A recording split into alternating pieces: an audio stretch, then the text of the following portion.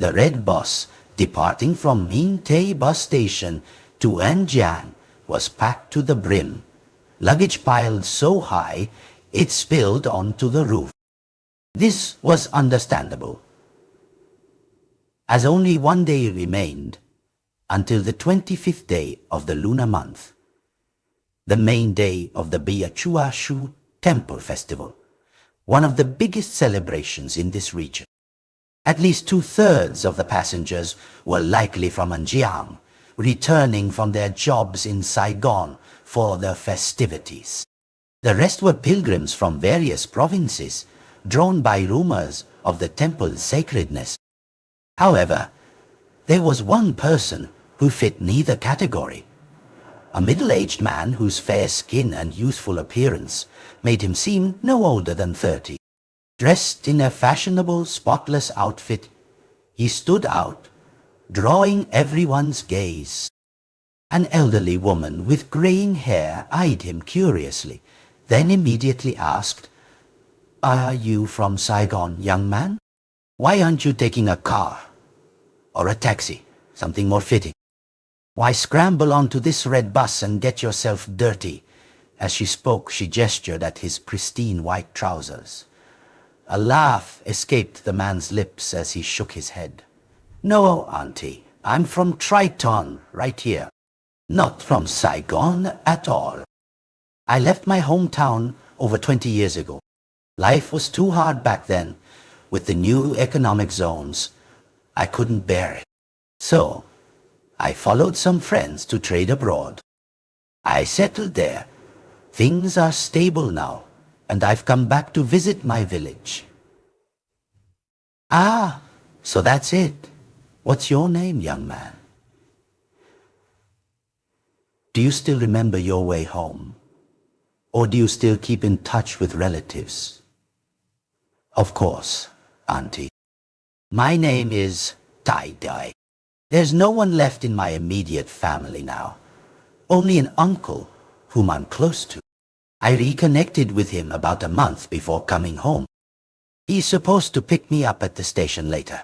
The old woman nodded, not asking anything further. Perhaps she was feeling carsick, as she reached for a small bottle of medicated oil and began inhaling its scent. Tai gazed out the bus window, watching the vast stretching rice paddies. Everything still held the rustic charm of the countryside, but it wasn't quite the same as it had been 2 years ago. The roads were better. There were more multi-story houses and motorbikes. The changes, both subtle and significant, captivated him, until the loud voice of the bus conductor boomed. "We've arrived at the station, everyone! Check your belongings, bags, phones. If you forget something, you won't find it again. Hear that?" Tai, startled, stood from his seat and pulled out his phone to call his relative. The other end quickly picked up. "Hello, Tai-san. Have you arrived yet?" A deep, rustic voice boomed. Tai smiled broadly. "Yes, uncle. I'm right here, at the bus station. Where are you?" "Over here on the left. Left side." Following the voice, Tai spotted a tall man in his 60s standing beside a dream motorbike. As soon as he saw Tai, he waved. It was true. Only through a phone call could he recognize his relative. Otherwise, even face to face, he might not. This old man Tai, called Uncle Nam Tai. He must have been about Tai's age now when Tai left. The uncle and nephew met with a mix of joy and emotion. Uncle Nam chuckled, showing a mouth with most of his teeth missing. He clapped Tai on the shoulder. "Good heavens, Tai, look how big you've gotten, son. If you'd come home this afternoon, your old uncle wouldn't have recognized you." Tai nodded, then asked, "Isn't Tu coming with you, uncle?" "He heard you were coming early and went off to cast nets and catch fish so we could have a feast this evening. He's probably back by now. Come on, hurry up." Why are you standing there? Tai quickly hopped onto the back of Uncle Nam's old motorbike. They weaved through small, winding dirt paths like a chessboard. After about half an hour, they finally arrived. Before the motorbike even came to a complete stop, Uncle Nam called out, "Aunt Leon, where's Aunt Lean? Come greet our guest." From inside the small, modest, four-level house, a petite figure emerged. It was Aunt Lean, Uncle Nam's wife. She squinted her eyes, looking out very quickly. A smile spread across her face. "Tai, is that you, child? I looked at you and thought you were some stranger." Stepping off the motorbike, Tai finally found something on this land that hadn't changed too much. Uncle Nam's house. After his parents passed, Tai had spent almost 5 years here. He and Tu were quite the mischievous pair, causing trouble that made the neighbors shake their heads whenever they were mentioned. Just then, a large, strong hand clapped Tai hard on the shoulder. "Big brother, is that you now?" Tai flinched, turning around. Standing before him was a burly man with massive biceps and calves. No need for words. He recognized him instantly. Tu had grown up, yet he was no different from his teenage self. People used to call Tu Gorilla Tu, and it wasn't far off. The two brothers quickly embraced. Tai whispered, "You're still as big as ever, little brother." Still tearing up the neighborhood. Tu gave a hearty laugh and said, "You're just teasing, big brother. I don't cause trouble in the neighborhood anymore. I'm grown up now. I just work to support mom and dad. Where's your wife and kids? I thought Uncle Nam mentioned your wedding on the phone." Tu's face unexpectedly fell. He shook his head. Brother, I'll tell you later. It's not a happy story. For now, just go inside and rest. You must be tired from being on the bus all day. Come down and help Mom cook later.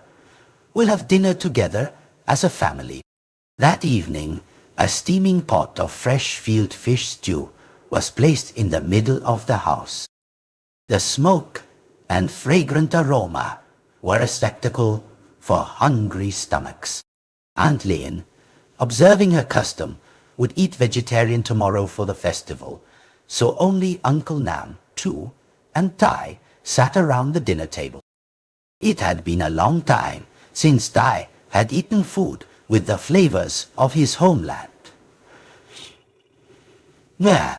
It was incredibly moving, yet also a little strange, as he had grown accustomed to Western cuisine. Uncle Nam poured a full glass of homemade banana seed liquor and slid it over to Tai. "This is premium banana seed liquor, son. We make it ourselves here. Only special guests like you get to try it." Tai nodded, accepting the glass. At first, he only took a small sip. But after his tongue tasted the sweet and tangy notes of the specialty liquor, Tai drained the entire glass. Uncle Nam slapped his thigh and said, "He might forget other things, but he never forgets how to drink." The three of them laughed and chatted late into the night, old memories rekindled. A little tipsy, Tai suddenly remembered Tu's earlier evasiveness. "Tu, where's your wife? Why isn't she sitting here with us?" Tu shook his head, a look of weariness on his face. "Big brother, why bring up that wretched woman?" Realizing it was an unpleasant topic, Tai quickly raised a hand to stop him. No. If it's a difficult story, then forget it.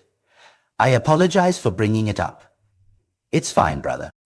We were together for 5 years. Back then, I was making good money, so our family life was very harmonious and peaceful. Then my workplace shut down due to economic difficulties, and everything changed. Arguments between husband and wife are one thing, but she started insulting my parents too. I was furious, but didn't want to fight. Then last October, she divorced me and ran off with some guy to Thailand to work. Lie. She said that. But I know for a fact they got married in town, and it was a mess. Hearing Tu's entire story, Tai felt a pang in his heart. Good heavens, I never would have imagined such a thing. Did the two of you have any children? Fortunately, no. If we did, my child would have suffered greatly.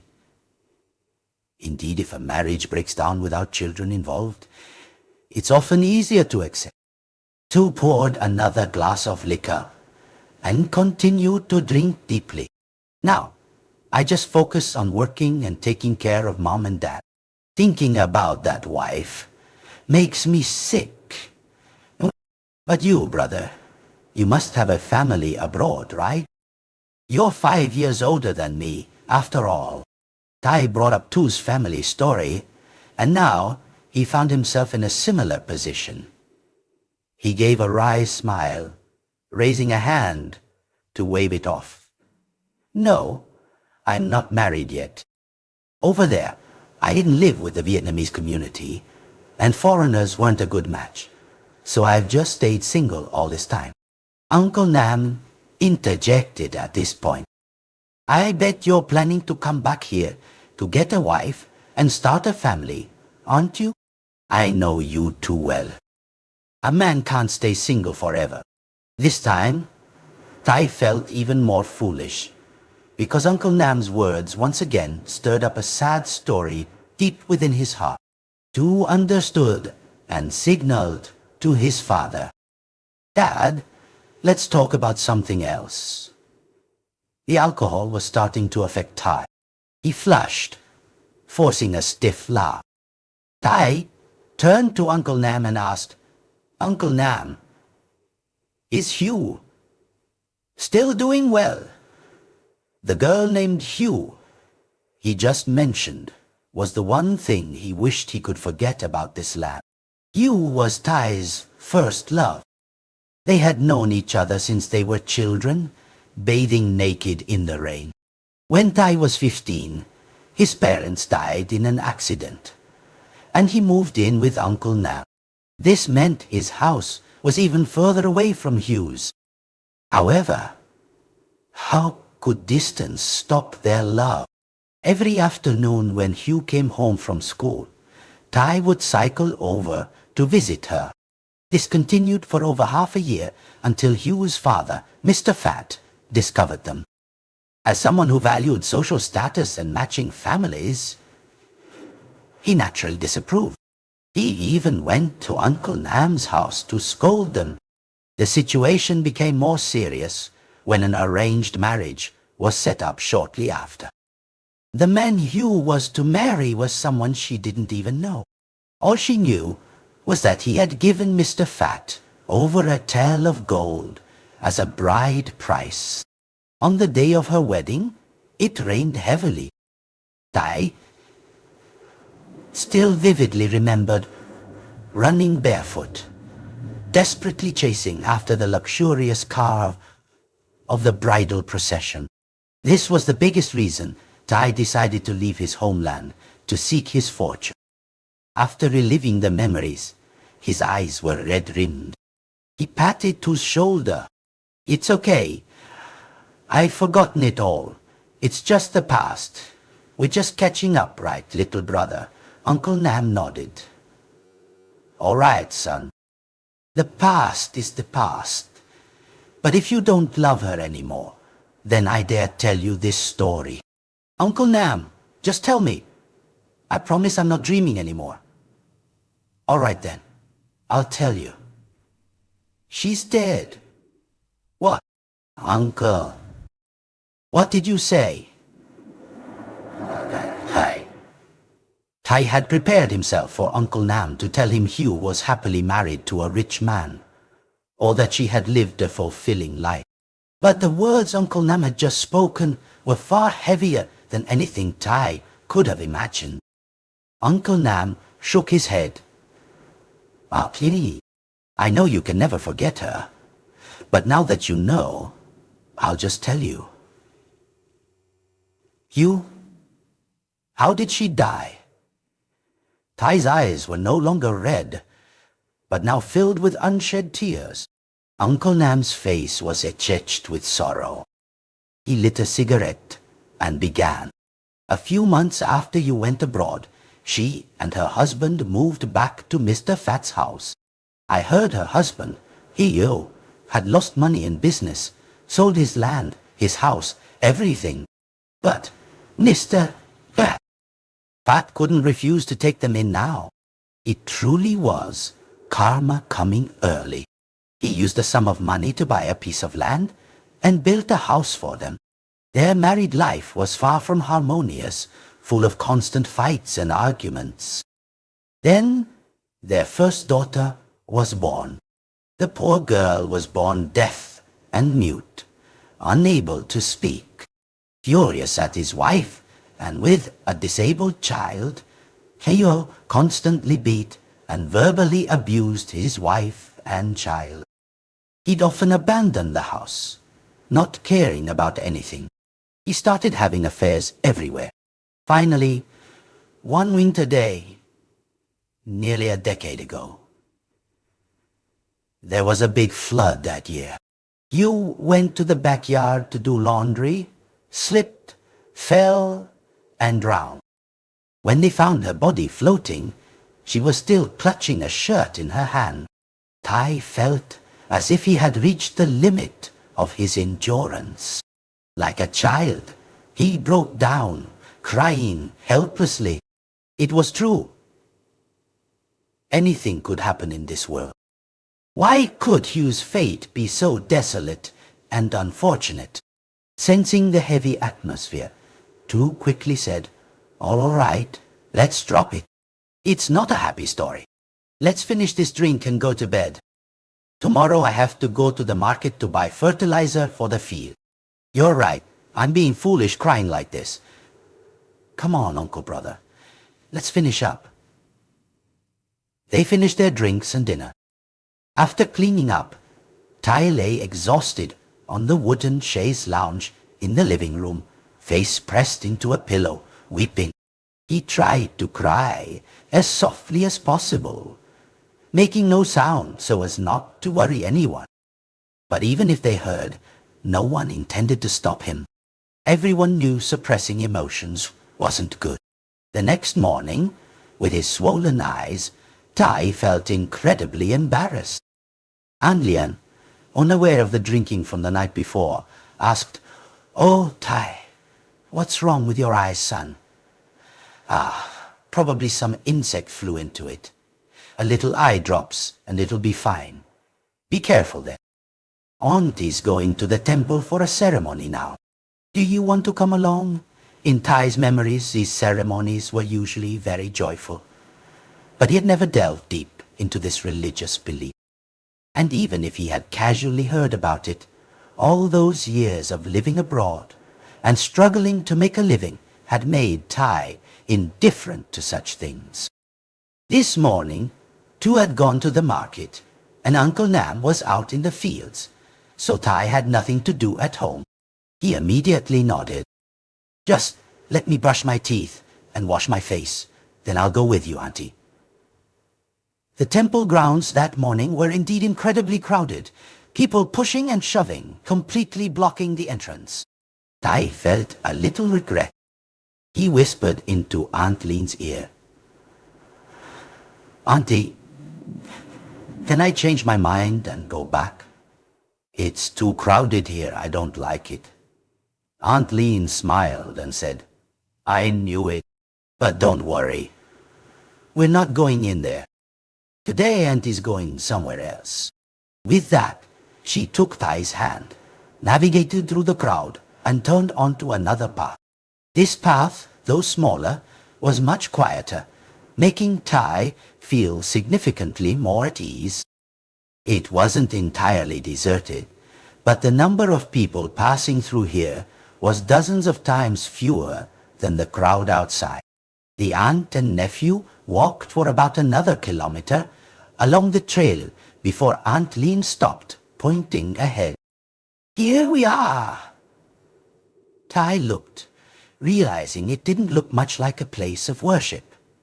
It was just a small, dilapidated thatched hut. But besides Aunt Lien and him, there were about 20 other people gathered outside. This indicated that the place was not entirely unknown. And then another strange thing. People didn't enter for ceremonies as usual. Instead, only a small group of 2 or 3 people were allowed in at a time. When they came out, the next group would take their turn. Overwhelmed with curiosity, Tai immediately asked, "What do they worship inside, Auntie?" Aunt Lin, while looking for a place to wait, explained, "This is called Master Bak's shrine. He's very sacred. He's been benevolent in this region for many years. Each time, he bestows many blessings upon people." Tai nodded. In truth, not only now, but even as a child growing up here, he had little faith in spiritual matters in a land full of such beliefs. And as Tai had never once seen a ghost, his disbelief was understandable. Back to reality, the aunt and nephew waited until nearly noon before it was finally their turn. With an inquisitive spirit, Tai immediately pulled out his phone, ready to record or take pictures of whatever was inside the thatched house. Aunt Lean, on the other hand, carried a basket filled with offerings. Green bananas, votive paper money, and even a small figurine. Inside, Tai was a little surprised that the space was completely different from its humble exterior. The walkway to the main area was carpeted cleanly. Overhead, red and gold threads were interwoven, hanging down, creating an eye-catching display. They followed the carpet to the back room. It was then that Tai realized the Master Bak Aunt Lien had mentioned earlier was actually the preserved body of a white python. Though just a carcass, it exuded a strange aura. A man stood there. He seemed to be the caretaker of the place. Aunt Lien clasped her hands together, bowing towards him. "Greetings, Master."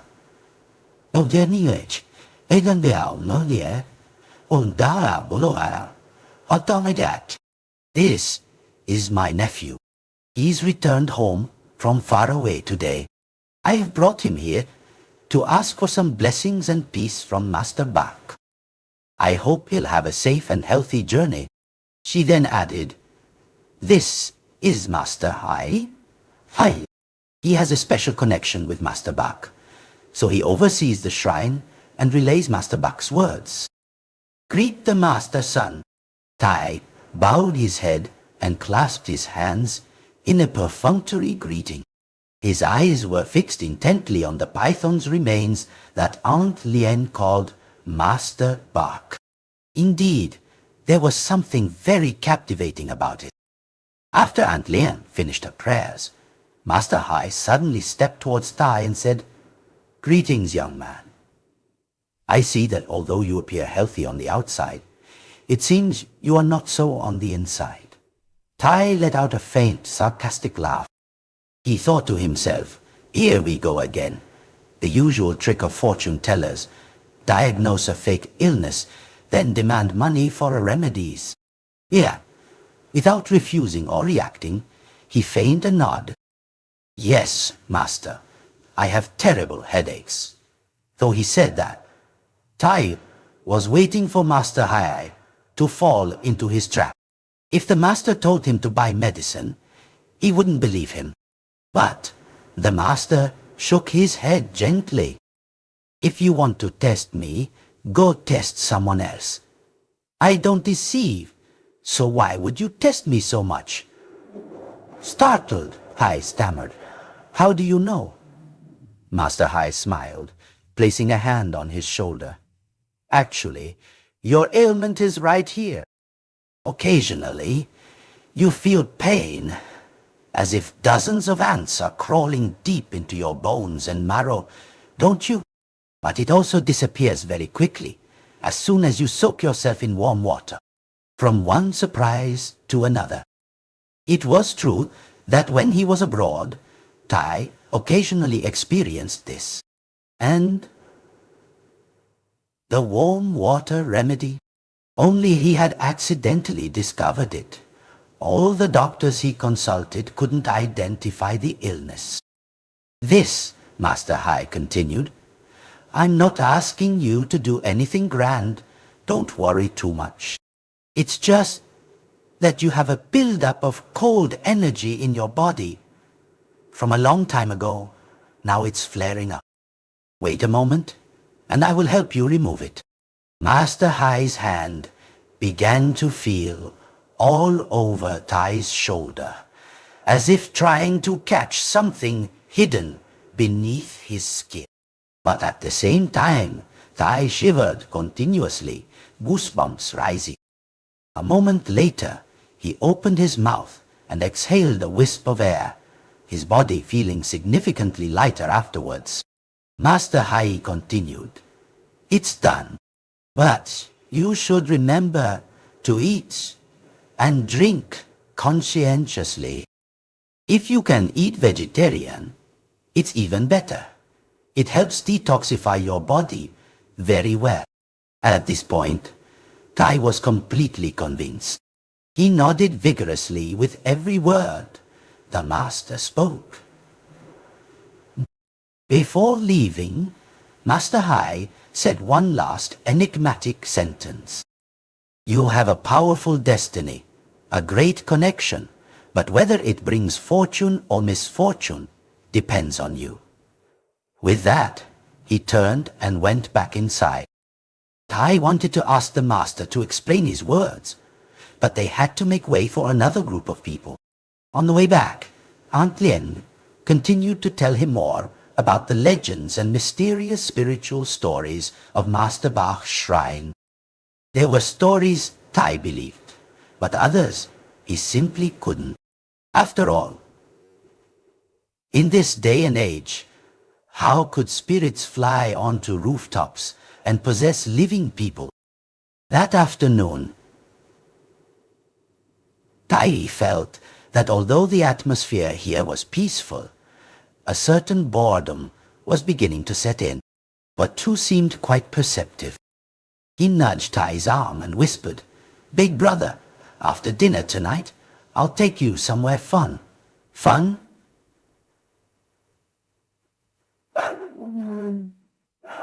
What kind of fun? Keep your voice down. If ghosts hear you, they'll kill me. Where are we going then? Just for some fun. At this, Tai understood his brother's innuendo. He let out a chuckle, but quickly shook his head. No, just a coffee shop is fine. I don't go to those kinds of places. Good heavens, I wasn't talking about those kinds of things. Just a beer garden for some relaxation. No, I don't like those either. Tu looked a little disappointed, but after dinner, he still ended up taking Tai for a ride around the town at night.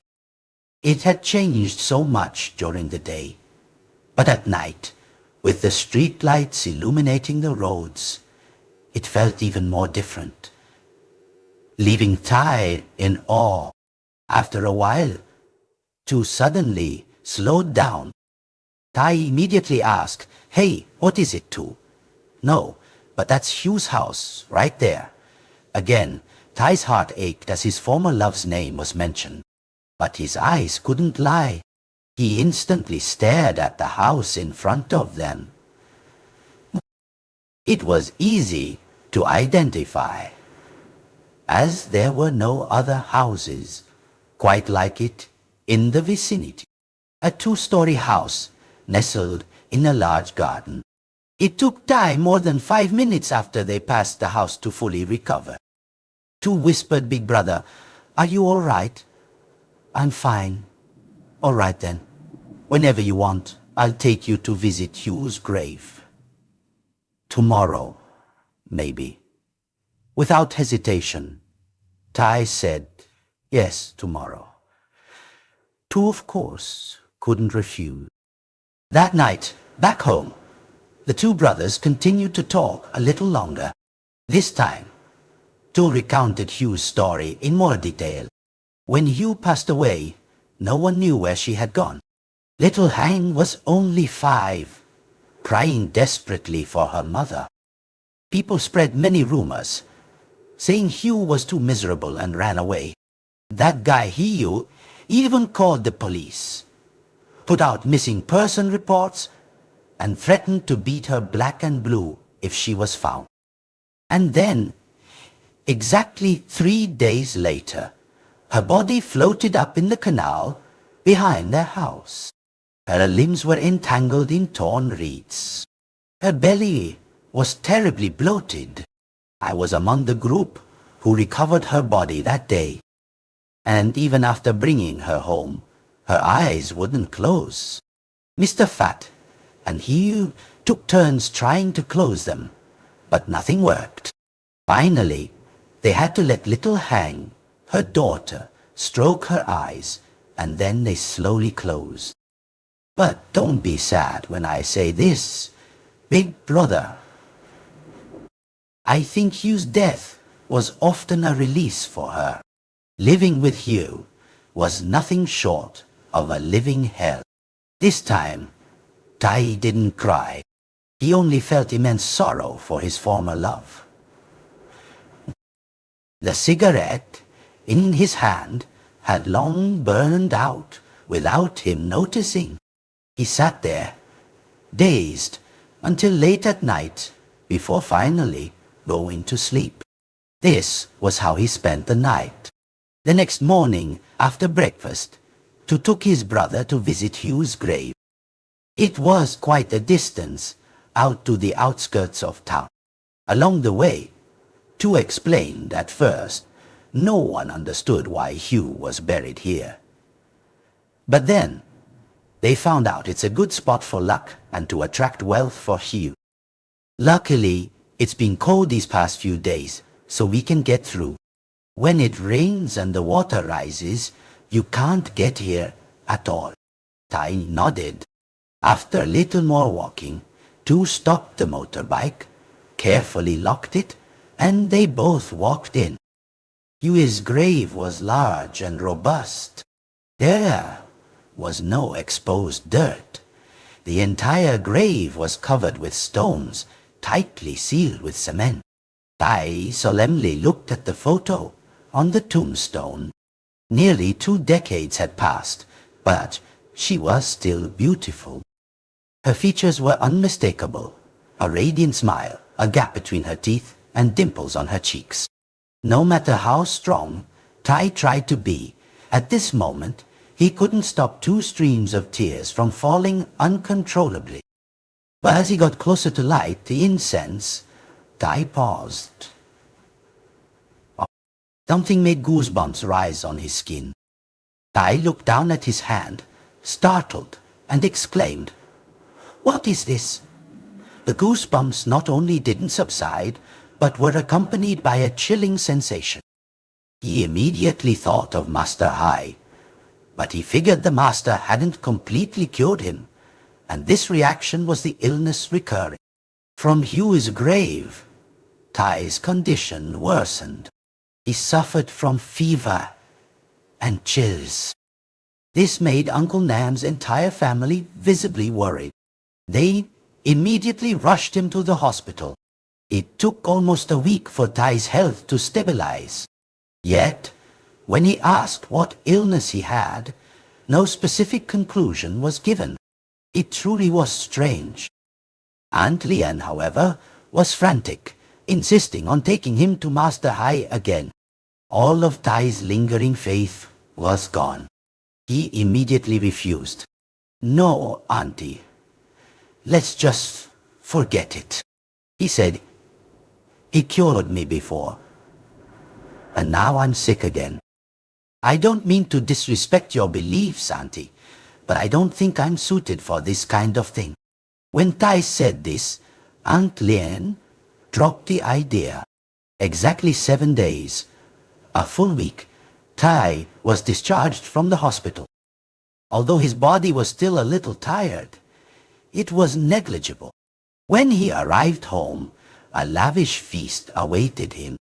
Uncle Nam, holding a bottle of liquor in one hand, beckoned Tai to the table. Come here, son. It's a shame the climate here doesn't agree with you. If I had known earlier, I would have nourished you better. But it's better late than never. Here, eat, son. Tai smiled faintly. Indeed, the rustic generosity of these country folks never fades. Tai smiled throughout, but his face occasionally showed a strained expression. This wasn't due to his health, but more specifically, in the nights he spent in the hospital, he dreamt of Hugh, his former love, appearing. She didn't speak, only looked at him with sad eyes. When he asked her anything, she remained like a phantom, appearing and disappearing in his restless sleep. Now that he was back, he felt he was too burdened by Hugh's story. Tai decided he would fulfill all his lingering wishes, hoping to clear his mind and no longer think of her. After eating, he quietly led Tu out to the porch and whispered, "Hey, I have something I need your help with." "What is it, big brother?" "Need to buy something? I can go get it for you." "No, I want you to take me to Hugh's house." "What? You really can't forget her, can you?" "But what will you do inside that house now? I'm telling you, that Tiu guy isn't friendly at all. If he knows you were Hugh's old lover, he'll probably come at you." Tai quickly shook his head and said, "I just want to go there to light a stick of incense for her, and also to clear up some doubts in my mind. These past few nights, I've been dreaming of her." "Is it really her I'm seeing in my dreams? Or am I just imagining things?" To start it, maybe I should talk to Mom and see if she can take you to Master Hay. Hearing that name, Tai shook his head. "No, let's not get involved with him again. He'll just invent another illness for me, I'm sure. I'm probably just overthinking things. That's why I'm dreaming. They say the more you desire something, the more likely you are to see it in your dream." "All right, fine then. I'll take you later this afternoon. Hiyu will be out drinking by then. Right now, he's probably taking a nap, and we don't want any trouble." Around 5 p.m., Tu drove Tai to Hugh's house. Upon arrival, he didn't go in but whispered to Tai, "Big brother, can you go in alone? If Hugh sees me when he gets back, it'll immediately expose me. And I'm not on good terms with him either. And remember what I told you. Don't say you are Hugh's lover." So, after Tu turned his motorbike around and headed to a nearby water shop, Tai hesitantly walked into the 2-story house. It didn't seem to be clean much, so it had no air of luxury. He didn't know what the wealthy owner was like, but it was no different from an abandoned house. Standing before the gate, Tai took a deep breath and pressed the doorbell. He pressed it repeatedly, but no one opened the door. It was then that Tai slapped his forehead. "Ha! What was I thinking? If Yue is out drinking, then only little Hang would be inside. Ha! Ah! Hunt, wasn't she deaf and mute?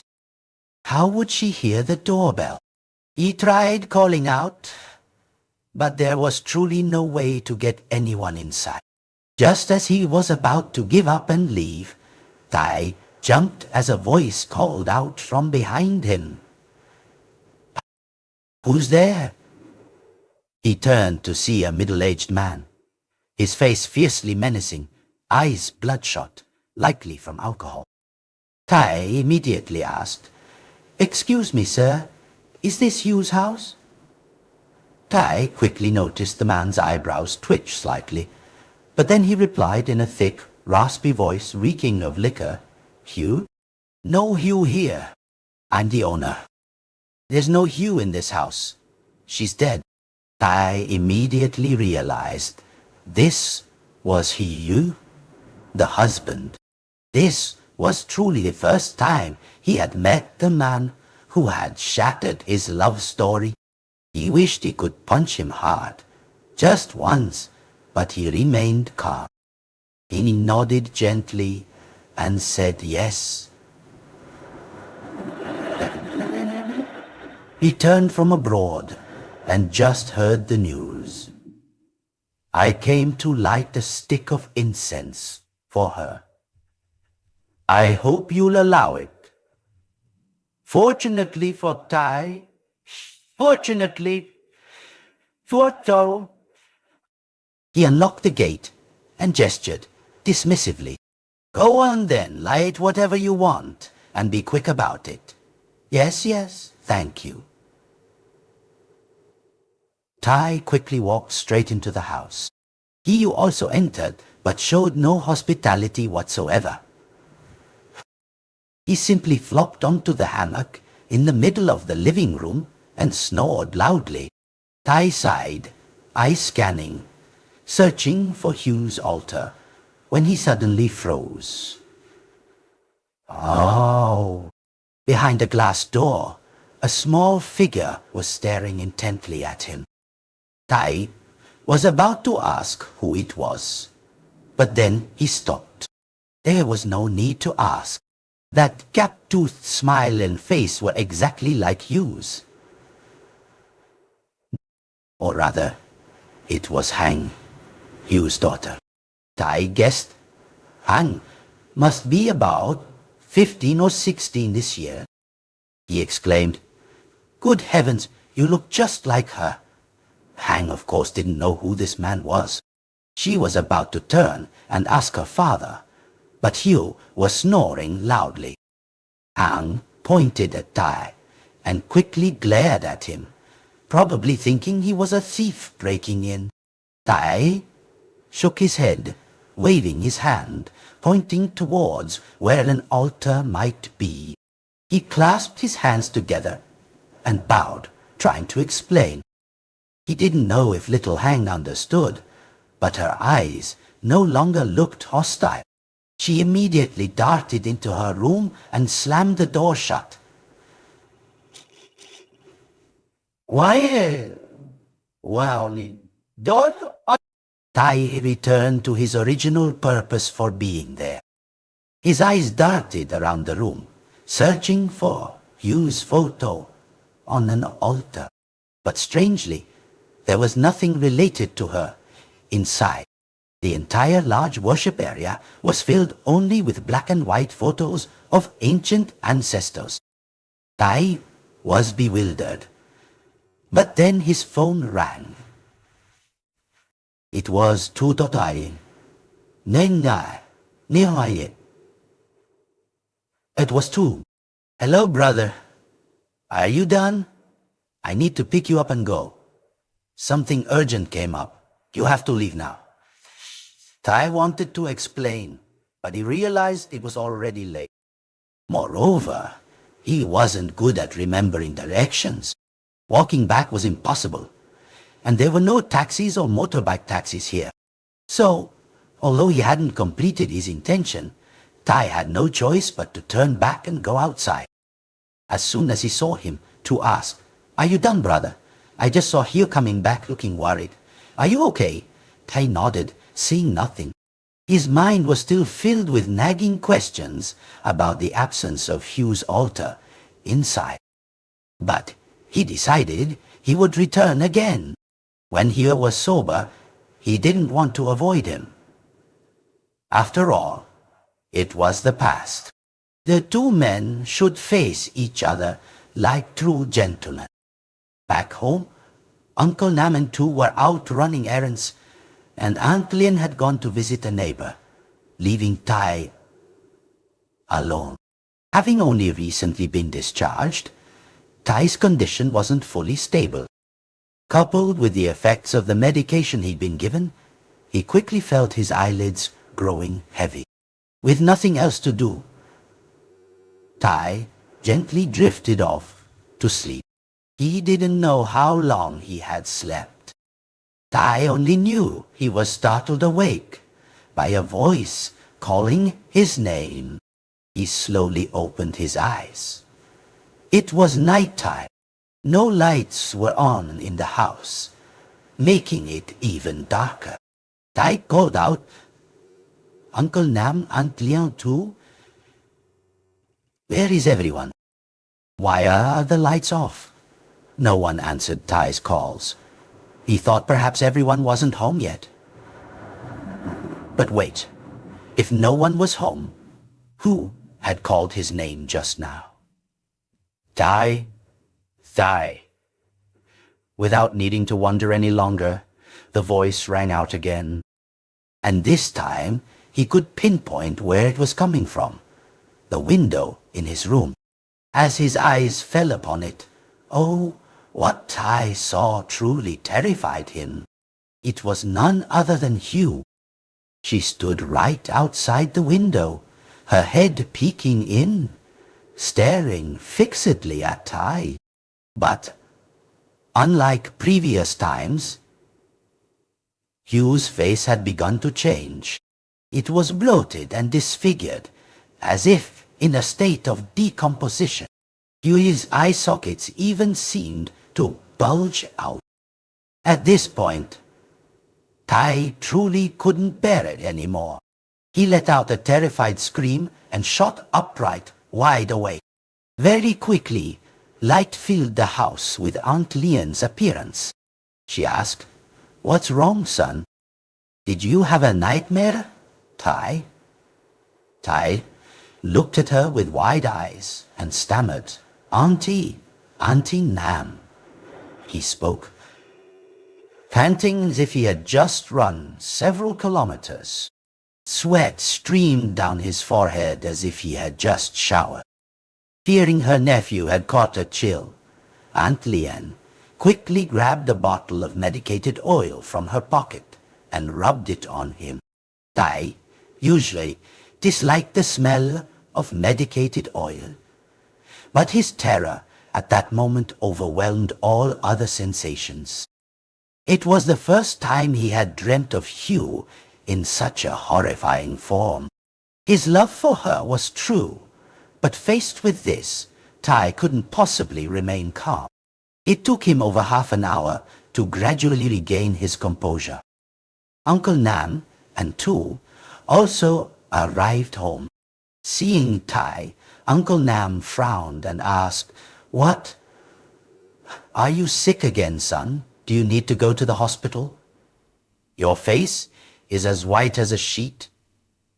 It's unsettling." "No need, Uncle Nam.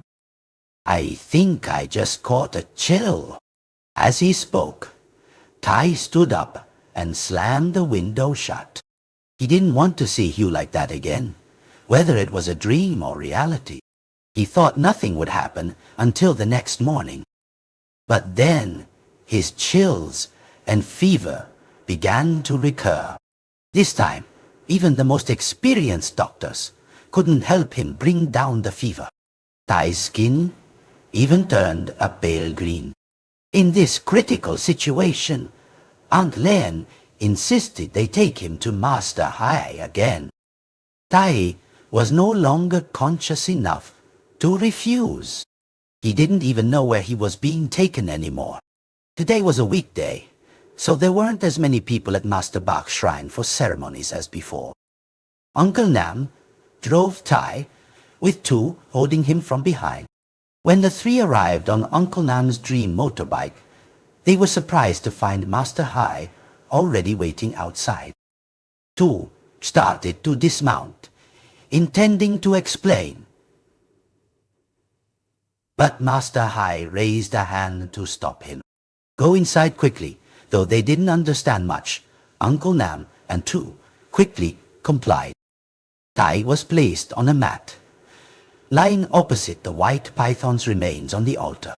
As he lay there, his pain intensified, throbbing relentlessly. Tai's eyes rolled back, completely white, devoid of any focus.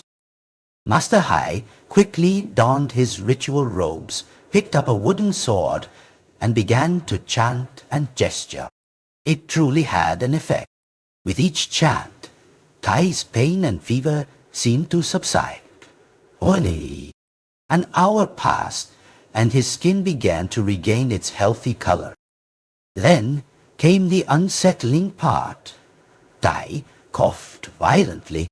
With his cough, he vomited a black fluid that emitted a horrifying, foul stench. Aunt Lien, who had just come up from the house, saw this and immediately burst into tears. Good heavens, what's wrong with Tai? The vomiting and retching continued for over 10 minutes before stopping. Tai slowly regained consciousness, weakly asking, Uncle Nam, where Aunt Lin? Where am I? Tai tried to sit up from the mat, but Master Hai quickly stopped him. Lie still. It's not over yet. He saw Tai, stammering. Don't worry, young man. I won't force you to believe, but let me save your life first.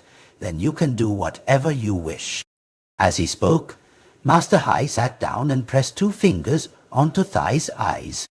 He continued to chant incessantly. As he chanted, Tai felt as if thousands of crawling insects were moving inside his body. A deep, persistent ache, and then, after a while, that sensation vanished. Master Hai exhaled heavily, his face looking utterly exhausted. He said, Do you know you almost died? Tai, now able to sit up, stammered, Why should I die? What illness do I have? You don't have an illness, but your destiny inadvertently led you into a dangerous world. What are you saying? I don't understand. What destiny? Master Hai was still tired. His voice was much softer. He looked at everyone around and said, Everyone, please step outside. You stay here with me. Of course, no one understood what the master was saying, but they all reluctantly obeyed. After only Tai and the master remained in the room, he slowly asked, How long have you been like this? I've been sick for a few days now. I was in the hospital, and now it's worse. Before this, did you have any contact with temples, shrines, or graves? Hearing Master Hai's question, Tai immediately thought of his visit to Hugh's grave. He said, Yes, I visited the grave of a relative. Before Tai could finish his sentence, Master Hai interrupted. Do you remember what I told you last time about your ailment? Yes, I remember. I was very ill. But it had nothing to do with this.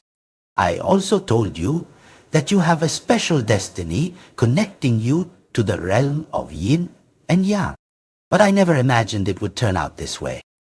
Because of the strong power within you that counters evil, when you encounter things that have been cursed, they will see you as an enemy and try every way to torment you to death. If you had come to me a little later, it would have been too late. I have just opened your spiritual sight. The power within you has pushed the dark energy out on its own. Tai didn't fully understand everything, but he vaguely grasped parts of it. Tai then asked, "Master, so the grave I visited, it was really cursed?" "I cannot be sure of that. My energy has been exhausted for you just now. I cannot divine anymore.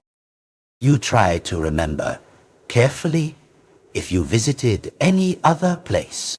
After thinking for a while, Tai shook his head. "No, actually, before these two near-death experiences, I went to Hugh's grave and house. It's only now that I realize it. Then it's true. 10 to 9. That person was cursed. Moreover, the curse must be very strong to have affected you so severely." Tai's face turned horrified. He asked, "Master, what should I do now?" "Can the curse be broken?"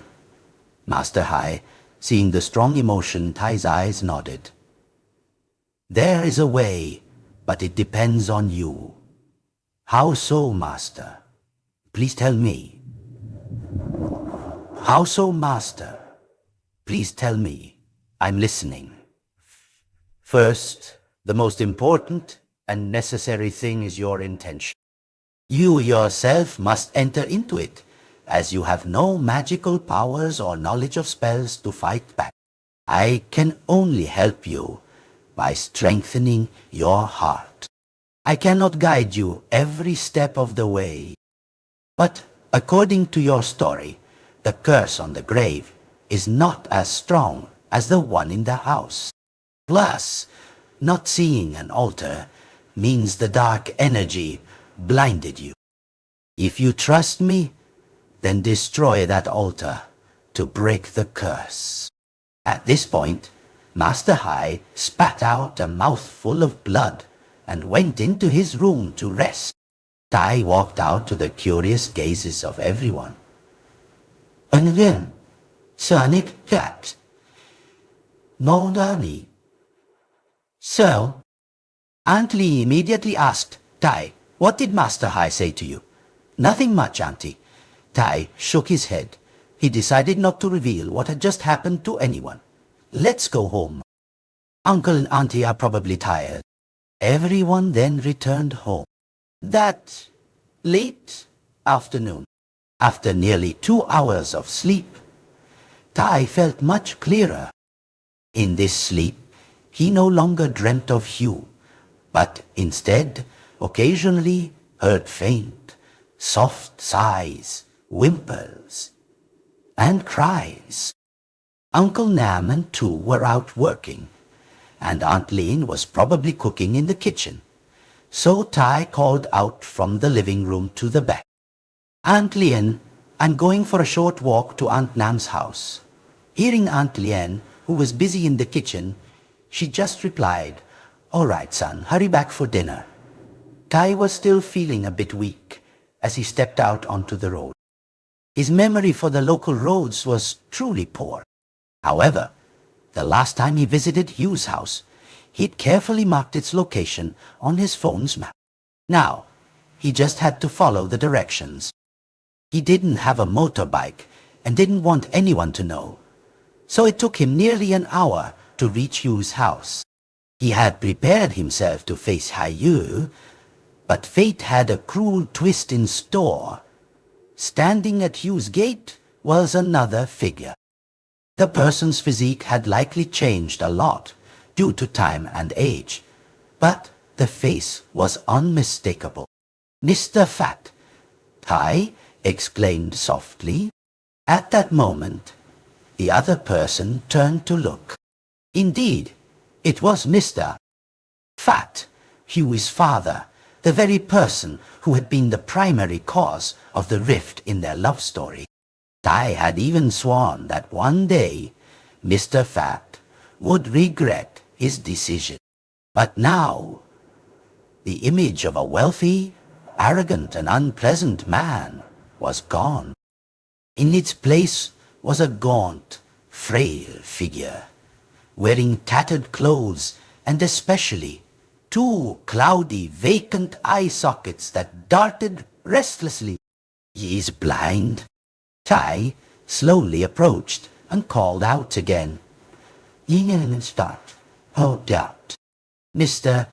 Fat, is that you? Mr. Fat? The distance between them was now no more than 2 steps. Yet the old man turned his face in another direction. He really was blind. He spoke in a hoarse, deep voice, a result of years of smoking. Who's there? Who is it? Tai sighed softly and slowly said, It's me. Tai? Tai? Which Tai? Mr. Fat frowned. It seemed that in his memory, the name Tai meant nothing. Perhaps not only his eyes, but also his memory were failing him. Tai caught a glimpse of a long scar running diagonally from the top of Mr. Fat's head down to his neck. Just then, a woman hawking goods passed by. Seeing the 2 men, she immediately asked, Young man, what's going on? As she spoke, she hurried over, looking even more bewildered. When she recognized Tai, she exclaimed, Good heavens, Tai! Is that you? Son? It's Antu. At this, Tai vaguely remembered Antu. She used to live near Hugh's house, and when Tai and Hugh were dating, she knew about it, and had often helped them lie to Mr. Fat, so they could go out together. She showed great joy, but her happiness didn't last long, as Antu knew that where Tai was standing was right in front of Hugh's house. She sighed. Are you back to visit, son? Yes, I was planning to light some incense for Hugh. Antu nodded. So, you know what happened to him? So, you know what happened to him? I just saw someone standing near Mr. Fat, and I thought someone bad was tricking him, so I rushed over. What happened to him, Auntie? Antu sighed again and said, He was in an accident a few years ago. Almost died. But he didn't die, though the price he paid wasn't light. Both his eyes are blind, and his head was severely injured. He's often confused. But it's strange. He only knows one path. To Hugh's house. People joke that Hugh leads him there. Because how could a blind and senile man remember? And every time he comes here, that idiot Hugh chases him away.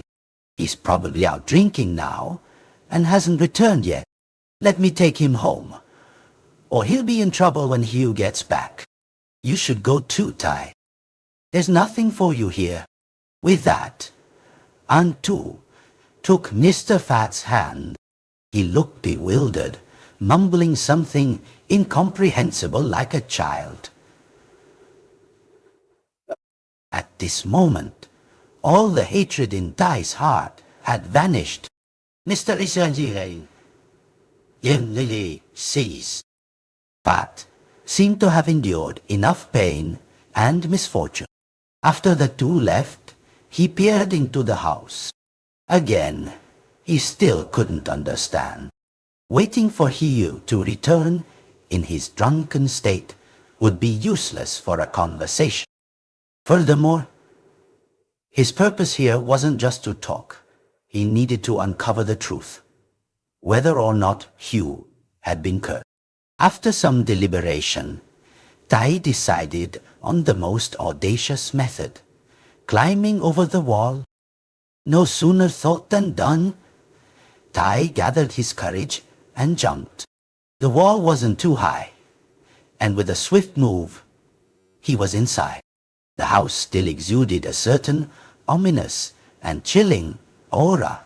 But after a few more steps, he felt as if someone or invisible force was trying to prevent him from going further. But now he had no intention of turning back. Tai pressed on resolutely. After a few more steps, he saw little Hang from inside the house, standing behind a window, staring at him. Her eyes were utterly lifeless. Recognizing her, Tai raised a hand to wave and smiled brightly. But in stark contrast, Hang's face became terrified. She looked as if she was afraid of something. Something isn't right here, Tai thought, and he immediately rushed inside. The room with the window Hang had been looking out of earlier had no door, or rather, the door had been violently kicked open. Its bent hinges still clung to the wall. Inside the room, belongings were strewn about, and Hang was curled up in a corner of the bed. He called out, "Hang, what's wrong?" Of course, the little girl couldn't hear his voice. Her fear grew more and more intense. Hang suddenly stood up, pulled out a sharp Tai knife from somewhere, and thrust it straight forward. Startled, Tai backed away several steps, raising his hands to ward her off, and explained. The situation was truly dangerous. No one knew what little Hang would do next. But then, the girl seemed to lose control of herself. She swayed, dropped the knife to the ground, and collapsed, unconscious. Tai slowly picked up the knife and put it aside. He gently tried to shake the girl awake, but she showed no reaction. Just as he was about to call for an ambulance, Tai's eyes widened. He noticed blood stains on the bottom of her trousers and a used condom lying on the floor. Good heavens! A wave of thoughts flooded his mind. Little Hang had been raped by someone.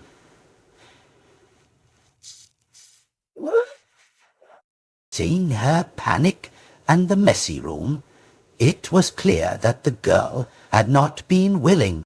Just then, a voice boomed from outside. You had returned. Tai quickly ran out and shouted, "You!"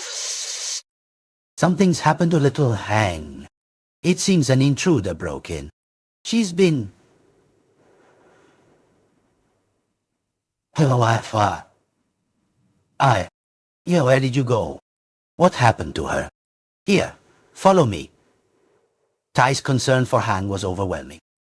He excitedly ran into the house, completely unaware that he himself was in extreme danger.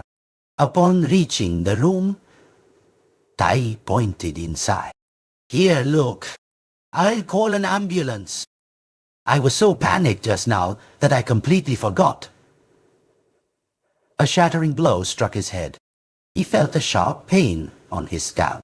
A warm stream of liquid ran down from the top of his head. Tai crumpled to the floor, falling unconscious. When Tai regained consciousness, he didn't know if it was day or night, or if he was even alive. But when he recognized the pain in his head, he knew he was still living. His confusion grew when he realized he was tied up in a corner of the house. He remembered passing out earlier and vaguely surmised that there had been no intruder doing anything untoward to Hang. It was here, that beast. As he thought this, here appeared, his face now insidious, speaking with a mocking tone. "Oh, you're awake, holding a bottle of liquor." He swaggered towards him. "Tai's fat, you animal. How could you do such a thing? How could you do such a thing? How could you two hang your own daughter?" He sat down opposite Tai, his face completely unfazed. His thick, hoarse voice began, "I didn't do anything. I'm the owner of this house. I came home from drinking tonight and found you breaking into my house. You were trying to rape my daughter. Does anyone here testify that you're innocent? I, on the other hand, have proof that you broke into my house. Tell me, between you and me, Who will people believe? Tai, the old lover of that wretched woman? Yating and tendency, and it. How did you know? How did I know? Because for all the years we lived together, she only called your name in her dreams. I searched everywhere, hoping to find and deal with you. And now you've come back here to deliver yourself to me. I remember I let you off once before, didn't I? Now you've returned. I can't spare you this time. It was only now that Tai truly understood. He and his family were in real danger. Tai retorted, his voice strained. Aren't you afraid of being arrested by the police? I'll report you to the police. How will you report me? Go ahead. Scream all you want. There's no one around here. And even if there were, no one would know. But just then, a voice called out from outside, "Is anyone home?" Tai recognized Uncle Nam's voice and tried to scream for help, but it was too late. He was quicker. I know. He lunged, clamping his hand over Tai's mouth, and simultaneously pulled out a knife, holding it to Tai's throat, threatening him. Say one word, and I'll kill you. The pungent smell of alcohol and Haiyu's savage face truly terrified Tai, preventing him from making any move. Hiyu quickly shoved a filthy rag into Tai's mouth. Done. Hiyu continued to chug liquor, stumbling back outside. Meanwhile, Uncle Nam and Tu, having returned from their errands, heard from Aunt Lean that Tai had gone for a walk, but hadn't returned. His phone was unreachable. By over 9 p.m., their worry grew, so the whole family went out to search. Uncle Nam hadn't intended to go to Haiyu's house, but for some reason he had a strong gut feeling. So he nudged Tu, who was driving, pull over. Let's ask around. After a while, Hiyu staggered out in his drunken state. Uncle Nam and Tu could tell he was completely intoxicated. Hiyu slurred. Who's there? Who's daring to disturb us here? Tu was about to say something, but Uncle Nam stopped him. He spoke in a soft, gentle voice. Hello, Hiyu? Do you know if my nephew, Tai, has been by your place since this afternoon? Tai? Which Tai? Hiyu's eyes glared at Uncle Nam, and no one could have guessed he was lying.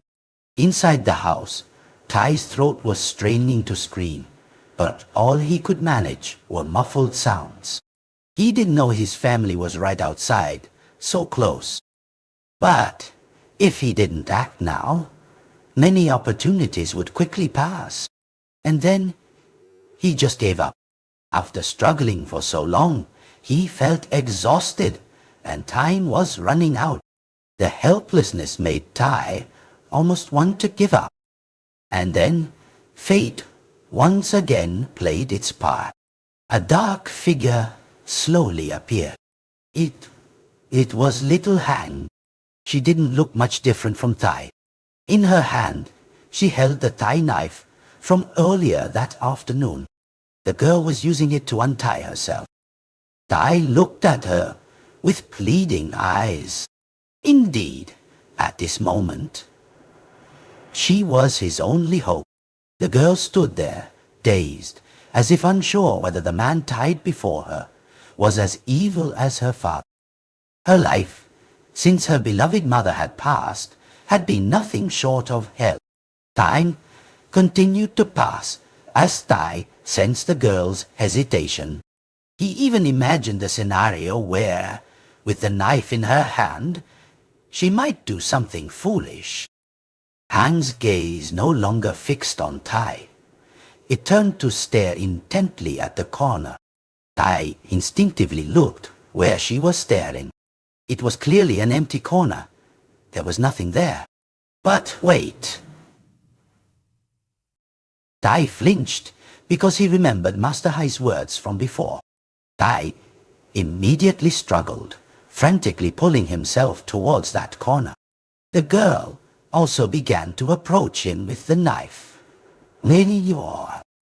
He didn't know if she was influenced by some other power. The girl used the knife to cut Tai's ropes. And just as he felt his hands and feet could move, the first thing Tai did wasn't to try and call out to those outside. Instead, he grabbed the chair from the corner of the room and with all his might hurled it into the corner of the house. He expected the chair to hit the wall, but instead, a mournful wail echoed, accompanied by clouds of dust. Little Hang, terrified, also ran into her room. Tai gasped, collapsing onto the floor. In his eyes was a chaotic mess. In the corner, he could now make out a small altar. The photo on it was of Hugh, his beloved. A chilling gust of wind passed through, accompanied by whispers, as if someone was speaking right next to his ear. I only know this much, before his eyes slowly blurred, and he sank into a deep, silent darkness. Tai woke up in the hospital, his head wrapped in thick, white bandages. Seeing her nephew like that, Aunt Lien exclaimed, "Good heavens, he's awake." Uncle Nam and Tu also rushed in from outside. Aunt Lien, her eyes welling with tears, grabbed Tai's hand. Tai, his head wound, apparently severe, grimaced. As he recalled what had just happened, his face twisted in horror. He stammered, "Why am I here? How long have I been here? How did you find me?" Uncle Nam, standing beside him, said gruffly, "Tu and I went looking for you. We kept searching and couldn't find you, so we passed by Hugh's house and stopped to ask. Turns out, you really were in there." At first, he pretended not to know anything. Then we heard a commotion inside. I asked what was going on, and he wouldn't say. Seeing his face change color, I signaled Tu to hold him back, and I rushed inside. Luckily, we got you to the hospital in time, son. Otherwise, the doctor said if you had waited longer, you would have died. They said you truly have a strong life force. You've almost died twice in just over a week. Oh, and little Hang. She's fine. She was also admitted to this hospital yesterday, but it was just exhaustion. She's at the police station now, giving her statement. Tai let out a sigh of relief. He continued to ask, "And Heo? Has he been arrested?" "Of course. They're even investigating what he did to little Hang. If the doctor's examination provides evidence, he won't be able to escape.